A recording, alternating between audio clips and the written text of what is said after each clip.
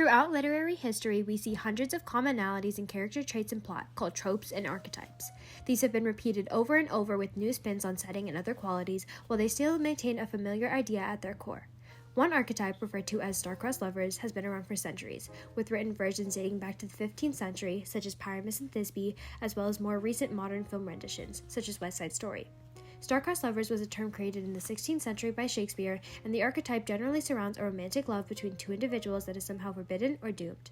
Let's dive into the history of the archetype, starting with Romeo and Juliet, William Shakespeare's world-renowned tragic love story.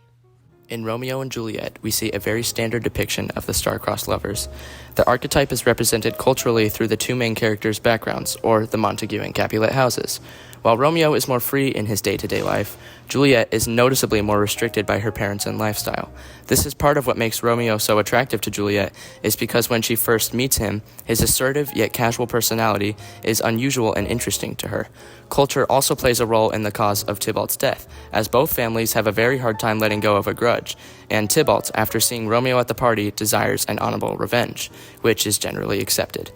This is an underlying social and cultural norm that Romeo challenges when he tries to convince Tybalt that a duel is not the only way to settle this conflict.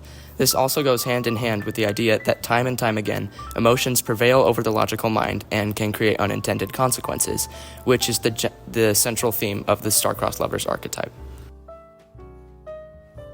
Much like Romeo and Juliet, Pyramus and Thisbe were depicted as star-crossed lovers separated by their families. Around this time period, it was common for love and relationships to be dictated by their parents. But despite the conflict between the two houses, Pyramus and Thisbe expressed their love from afar. Against common values of this historical era, the two lovers went against their families to be with each other, and eventually decided to elope. Similar to Romeo and Juliet at the tomb, Pyramus and Thisbe's misconception led them to their fate as they died together under the mulberry tree. Their time period's beliefs held them back, preventing the star-crossed lovers from ever evolving into them being together without restrictions. This is still something that is often seen, primarily in the Eastern Hemisphere, even though not as common. While Romeo and Juliet and Pyramus and Thisbe both set the disputes driving their plots among familial feud, Pocahontas sets its conflict along cultural lines. The movie drives the romantic connection between John Smith and Pocahontas through the conflict between the native Powhatan tribe and the foreign English settlers.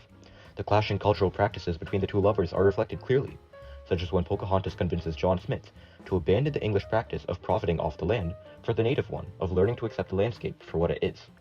The story of the two lovers also draws parallels to the story of the two civilizations, as John Smith's victory in the perceived fight for Pocahontas' love against Cocoam mirrors the English colonizers' military dominance over the natives. Yet, despite their triumphs, both endeavors fail, as John Smith and the English return home without love or gold. West Side Story has the star-crossed lovers archetype as seen in Romeo and Juliet and falls through an economic lens. In the story, the conflict between the Jets and the Sharks reflects economic imbalances and tensions between Puerto Ricans and Italian/Jews present in 1950s America. Through the love story, the Jets and Sharks are constantly fighting each other instead of showing more effort in fixing their economic state. Tony and Maria put their love in front of their families, similar to Romeo and Juliet. Despite the characters' desires for unity and love, their financial state ultimately shapes their fate, highlighting the common influence of economic status on relationships. The aforementioned financial state, along with the cultural conflict of West Side Story, is exactly why West Side Story is better suited to modern audiences than Romeo and Juliet. While a conflict between two oligarchical families who freely wreak havoc upon their city is unrealistic in the modern day, the idea of a mutually destructive race war that is unimportant compared to the much more pressing financial issues is no stranger to the present. The lower classes can subdivide themselves as much as they want into sharks and jets or Latinos and whites, but in the end, their home still gets demolished by those who want to profit off of them.